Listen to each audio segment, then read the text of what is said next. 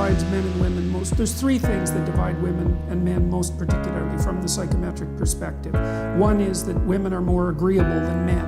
And so that seems to be the primary maternal dimension as far as I can tell. It's associated with a desire to avoid conflict, but it's associated with interpersonal closeness, compassion, politeness.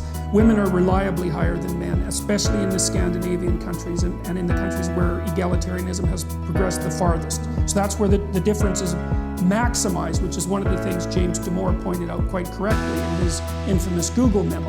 Okay, women are higher in negative emotions, so that's anxiety and emotional pain. That difference is approximately the same size. And again, that maximizes in egalitarian societies, which is extremely interesting. 也是代表性别平等的国家，男女的特征差异越大。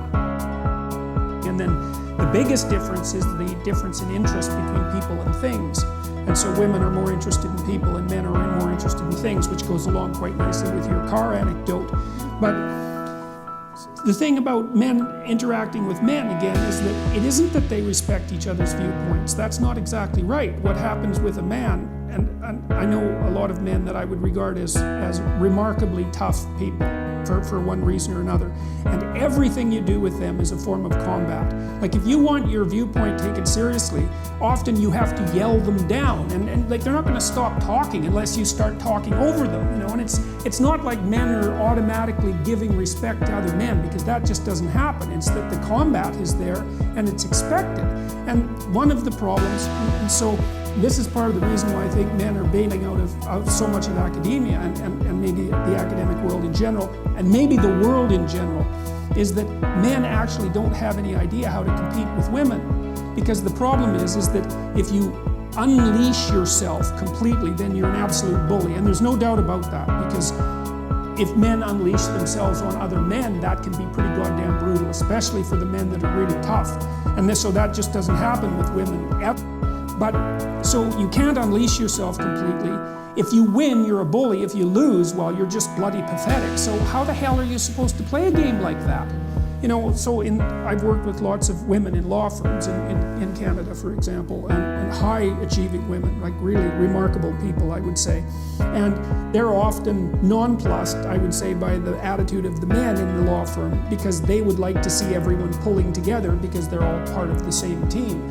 Whereas the men are like at each other's throats in a cooperative way, because they want the law firm to succeed, but they want to be the person who's at the top of the success hierarchy, right? So, and that doesn't jive well with the more competitive or cooperative ethos that's part and parcel of agreeableness. And so we don't really have any idea how to integrate male and female dominance hierarchies. Exactly.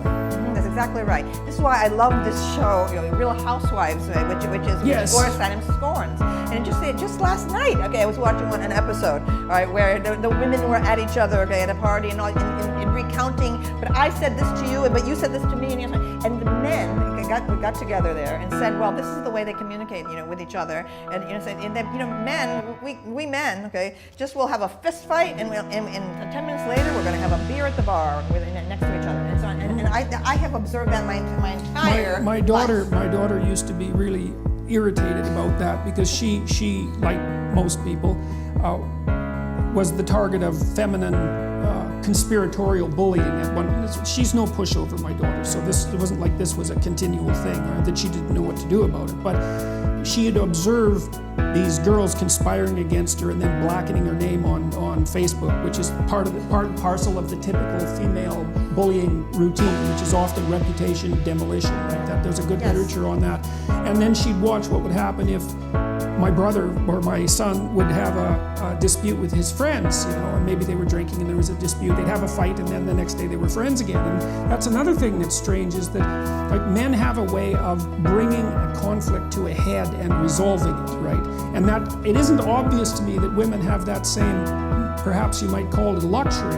But it's also the case that men don't know what to do when they get into a conflict with a woman, because what the hell are you supposed to do, you know? Mostly what you're supposed to do is avoid it.